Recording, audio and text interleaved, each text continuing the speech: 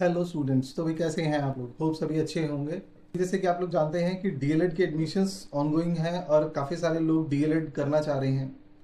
But क्या DElEd करना आपके लिए फ़ायदेमंद होगा या नहीं होगा? डीएलएड के बाद आपके पास क्या ऑप्शन हो सकते हैं? ठीक है, किस तरीके की आपको गवर्नमेंट जॉब मिल सकती है, प्राइवेट में मिल सकती है, या उसके अलावा आप क्या क्या कर सकते हैं? तो किसी भी कोर्स को करने से पहले आपको ये सारी चीज़ें जानना बहुत ज़रूरी होता है कि भाई उसके बाद में मेरे पास ऑप्शंस क्या क्या हैं। तो ये वीडियो में हम उसी के बारे में डिस्कस करेंगे। उससे पहले हम बताना चाहेंगे कि हम लोग हरियाणा में डीएलएड एडमिशन्स करवाते हैं।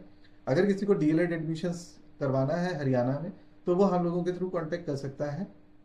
जो भी पूरी हेल्प होगी हम लोग उसकी करेंगे।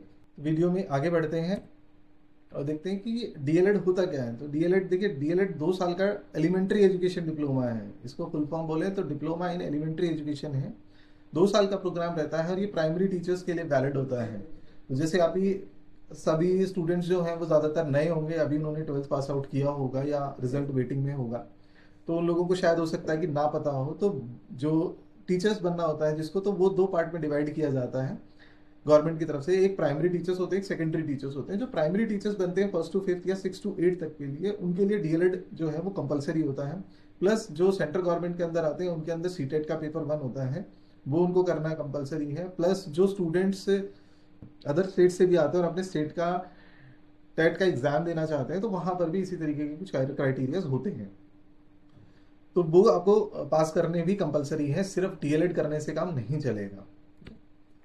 तो सबसे पहले हम लोग गवर्नमेंट जॉब की बात करते हैं कि गवर्नमेंट जॉब में आपको क्या क्या अपॉर्चुनिटीज जो हैं वो मिल सकती हैं। तो सबसे पहले आपको रहता है पीआरटी जॉब्स। पीआरटी होती हैं जो 1st to 5th तक के लिए जो होती हैं, जर्नली वो होती हैं।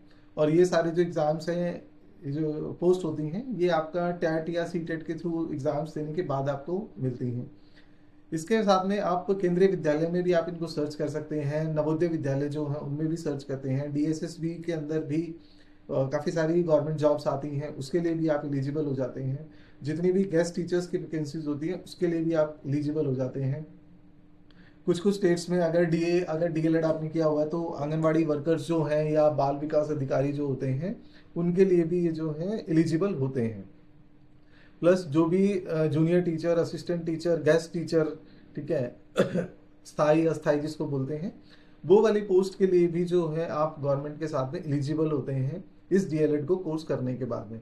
अब इसके लिए सबसे ज़रूरी क्या होता है कि आपको ध्यान रखना होता है कि आपके स्टेट में कब कौन सी टीचर की वैकेंसीज आ रही हैं, ठीक है, तो आप उनको भी फिल कर सकते हैं।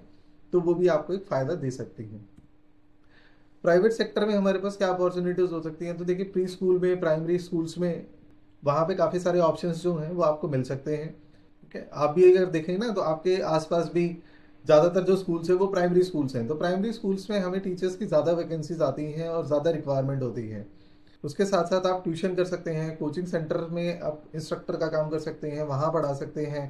ठीक है, या फिर जो भाई काफ़ी सारी एडटेक कंपनीज हैं उनके साथ में आप काम कर सकते हैं। उनका जो है एज ए एकेडमिक सपोर्ट में भी हो सकता है। प्लस जो ऑनलाइन ट्यूशन्स पढ़ाते हैं वो भी हो सकता है। करिकुलम डिज़ाइनिंग वगैरह जो होती है उसके अंदर भी आप काम कर सकते हैं। जो बुक पब्लिकेशंस वाले होते हैं उनके साथ भी आप काम कर सकते हैं। ठीक है, आप खुद के कोचिंग सेंटर्स या अपना ट्यूशन सेंटर भी ओपन कर सकते हैं, तो वो भी एक अच्छे ऑप्शंस होते हैं। ठीक है, और इसके साथ साथ अगर आपके कम्युनिकेशन स्किल्स थोड़े से अच्छे हैं और बेसिक कंप्यूटर्स आपको आता है, तो प्राइवेट जॉब तो जो है वो बहुत आसानी से आपको बहुत जल्दी मिल जाती है। स्टार्टिंग में सैलरी कम होती है, लेकिन जैसे जैसे आप परफॉर्म करना शुरू करते हैं वैसे वैसे प्राइवेट सेक्टर में जो है आपकी सैलरी जो है वो इंक्रीज होती है। तो उसको भी आप कंसिडर कर सकते हैं। अब इसके बाद अगर मान लीजिए मैंने डीएलएड कर लिया और उसके बाद मैं आगे बढ़ना चाहता हूँ, तो मैं क्या कर सकता हूँ? तो उसके लिए क्या है कि आप जो है अपना ग्रेजुएशन, इसके साथ साथ डिस्टेंस पे आप ग्रेजुएशन कर सकते हैं। उसके बाद आप बीएड का कोर्स कर सकते हैं। तो बीएड में आपको जो 6 to 8 है, 8 to 10 है, या 11th-12th के जो स्टूडेंट्स हैं उनको पढ़ाने का भी आपको मिल सकता है मौका, वो भी आप देख सकते हैं। प्लस जो 4 years के इंटीग्रेटेड प्रोग्राम है वो भी आप कर सकते हैं। लेकिन 4 year के इंटीग्रेटेड प्रोग्राम जो हैं ये सब ज़्यादातर रेगुलर प्रोग्राम्स हैं, तो आपको यहाँ पे डिस्टेंस में नहीं मिलेंगे। डिस्टेंस के लिए सिर्फ आपको जो है वो इग्नू के थ्रू ही या किसी गवर्नमेंट यूनिवर्सिटी के थ्रू जाना पड़ेगा जो ये सब आपको कंप्लीट करा के दे। प्लस उसके बाद आप एमएड कर सकते हैं। एमएड के ऑप्शंस भी आपके पास अवेलेबल हैं। जब आपकी बीएड कंप्लीट हो जाए तो आप एमएड कर सकते हैं। ठीक है, उसके साथ साथ आप सीटेट और स्टेट के जो टैट एग्जाम होती हैं उनकी जॉब्स की प्रिपरेशन करा सकते हैं, ठीक है। या फिर आप और अदर गवर्नमेंट जॉब्स के लिए भी प्रिपेयर कर सकते हैं, ठीक है। इसके साथ साथ जो डीएलएड होता है, डीएलएड एक स्पेशल भी होता है। तो स्पेशल के साथ साथ में क्या होता है कि भाई जो बच्चे होते हैं, जो डिफरेंटली एबल्ड बच्चे होते हैं, उनके लिए भी आप एक स्पेसिफिकली पर्टिकुलर एक टीचर बन सकते हैं। तो काफ़ी सारे प्राइवेट स्कूल्स भी हैं और गवर्नमेंट स्कूल्स भी हैं जिनके लिए स्पेशल एजुकेटर की रिक्वायरमेंट होती है। तो वो भी आपके लिए एक बहुत अच्छा ऑप्शन हो सकता है फ्यूचर में, तो उसको भी आप देख सकते हैं।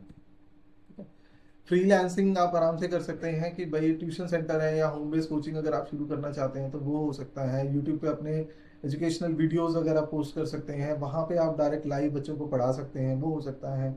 जो ऑनलाइन टीचिंग के प्लेटफॉर्म्स है जैसे बायजूस है, वेदांतु है, ठीक है, टैकमेंट वगैरह है, उड़ा क्लासेस है, भारत स्कूल्स हैं, तो इनके साथ भी जुड़कर भी आप जो है वहाँ पे प्राइमरी स्टूडेंट्स को जो है वो पढ़ा सकते हो, कोई दिक्कत नहीं है। प्लस इसके साथ में आप एनजीओ के साथ में जुड़ सकते हो या स्टार्टअप्स के साथ में जुड़ सकते हो जो करिकुलम डिजाइनिंग करते हैं या टीचर्स को ट्रेन करते हैं, ठीक है। टीचर को ट्रेन करना मतलब कि भाई जो ऑलरेडी टीचिंग प्रोफेशन में है तो उनकी भी स्कूल्स जो हैं वो वर्कशॉप्स कंडक्ट करता है कि भाई मेरे टीचर्स को और बेटर स्किल्स कोई अगर दे पाए, तो वो सारी चीजें भी आप जो है वो कर सकते हैं इस डीएलएड कोर्स को करने के बाद। कौन है जो डीएलएड कर सकता है या किसके लिए ये बना हुआ है, कौन इसके लिए सबसे सूटेबल होगा? तो जो बच्चे पैशनेट है, मतलब जिनको बहुत अच्छा लगता है बच्चों को पढ़ाना, ठीक है, या जिनका टारगेट है कि मुझे कहीं पे गवर्नमेंट जॉब मिल जाए टीचिंग में, उनके लिए बहुत अच्छा है, ठीक है। जो रूरल एरिया के बच्चे हैं वो चाहते हैं, ठीक है, और एक जॉब सिक्योरिटी चाहिए जिनको, तो वो लोग क्या है कि वो डीएलएड के थ्रू जा सकते हैं, ठीक है। या फिर अगर आप प्लान कर रहे हैं सीटेट, एसटेट और बीएड वगैरह, एमएड वगैरह का, तो भी आप डीएलएड कर सकते हैं। तो बेसिकली कहने की बात ये है कि डीएलएड उनके लिए ज्यादा बेहतर होगा जो मतलब पढ़ाने के लिए बहुत इच्छुक रहते हैं, बहुत अच्छा लगता है जिनको स्टूडेंट्स को पढ़ाना, ठीक।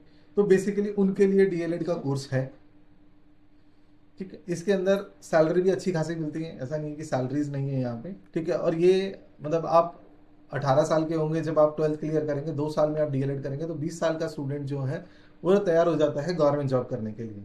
तो आप सोचिए कितना अच्छा प्रोफेशन है और कितनी जल्दी आप गवर्नमेंट जॉब के लिए आप रेडी हो सकते हैं। और हम लोगों की जो सोसाइटी है, सोसाइटी के अंदर टीचर्स को बहुत ज़्यादा रिस्पेक्ट दी जाती है, तो एक बहुत ज़्यादा रिस्पेक्टफुल जो है ये प्रोफेशन है। तो अगर आप भी ये एम कर रहे हैं कि भाई मुझे एक स्टेबल गवर्नमेंट जॉब मिल जाए, ठीक है, जिसके अंदर थोड़ी बहुत क्रिएटिविटी भी हो, प्राइवेट एजुकेशन के साथ में आप इसको कर सकते हैं, तो डीएलएड आपके लिए सारे रास्ते जो है वो खोलता है। लेकिन फिर वही है कि आप जो भी पाथ चूज करें अपने लिए, अपने फ्यूचर के लिए, तो उसको ध्यान से करें। क्यों? क्योंकि भाई आगे जो है जब तक आप चीज़ों को अपग्रेड नहीं करेंगे तब तक आपको वो बेनिफिट्स नहीं मिलने वाले हैं। तो अगर आप अपग्रेड होते रहेंगे तो आपकी जो सैलरीज है वो भी इंक्रीज होती रहेगी, और आपकी जो अगर आप प्राइवेट कर रहे हैं तो आपकी इनकम जो है, इनकम भी आपकी बढ़ती रहेगी। तो बहुत ज़रूरी है कि आप अपने स्किल्स को हमेशा अपग्रेड करते रहें। तो होप काफ़ी सारी चीज़ें आपको क्लियर हुई होंगी। अगर अच्छी लगी हो तो लाइक करें, शेयर करें वीडियो को अपने दोस्तों के साथ जो इस साल डीएलएड एडमिशन्स का प्लान कर रहे हैं या जो डीएलएड एडमिशन्स कर चुके हैं। मिलते हैं नेक्स्ट वीडियो में जल्दी ही, तब तक के लिए थैंक यू।